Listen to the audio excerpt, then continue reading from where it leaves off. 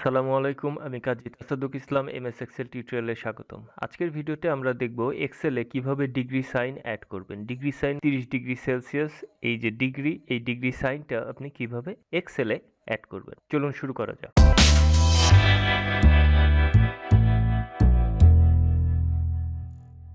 আজকের ভিডিওতে আমি 4টি পদ্ধতি দেখাবো যার মাধ্যমে আপনি ডিগ্রি সাইন অ্যাড করতে পারেন। প্রথমে এই সেলটাকে সিলেক্ট করলাম।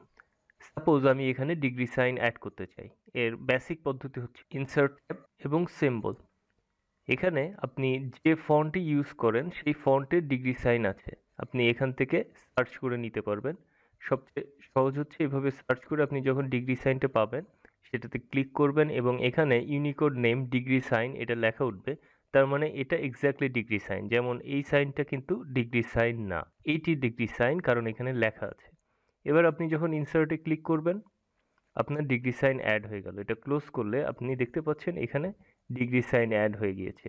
এর আগে যদি আপনি সেলসিয়াস লিখে দেন আপনার ডিগ্রি সাইন অ্যাড হয়ে গেল। সেকেন্ড একটা পদ্ধতি হচ্ছে আমি লিখতে চাচ্ছি ফারেনহাইট এবং এখানে আমি একটা ডিগ্রি সাইন অ্যাড করতে চাই। এর জন্য আমি কিবোর্ডে প্রেস করব অল্টার এবং নিউমেরিক কিবোর্ডে প্রেস করব 0176 এবং যখন আমি অল্টার ছেড়ে দেব তখন এখানে একটা ডিগ্রি সাইন অ্যাড হয়ে যাবে। আরেকটি পদ্ধতি ডিগ্রি সাইন অ্যাড করার, সেটি হচ্ছে ফাংশনের মাধ্যমে। আমি এখানে লিখব ইকুয়াল টু CHAR এবং আমরা এখানে লিখব 0176, ব্র্যাকেট ক্লোজ করব, এন্টার প্রেস করব, ডিগ্রি সাইন অ্যাড হয়ে গেল। আরেকটি পদ্ধতি হচ্ছে, সাপোজ আমি এখানে এই সেলগুলোকে মার্ক করি বোঝার সুবিধার্থে।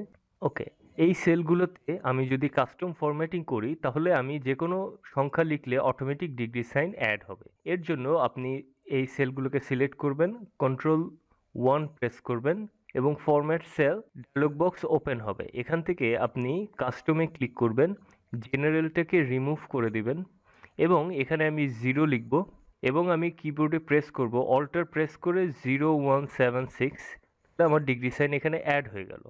সাপোজ আপনার ল্যাপটপে নামপ্যাড আলাদা করে দেওয়া নাই, সেক্ষেত্রে আপনি কিভাবে প্রেস করবেন? সেক্ষেত্রে আপনি অন্য যে কোনো জায়গা থেকে ডিগ্রি সাইনটা কপি করে নিয়ে এসে এখানে পেস্ট করে দিবেন এবং আমি ওকেতে ক্লিক করব।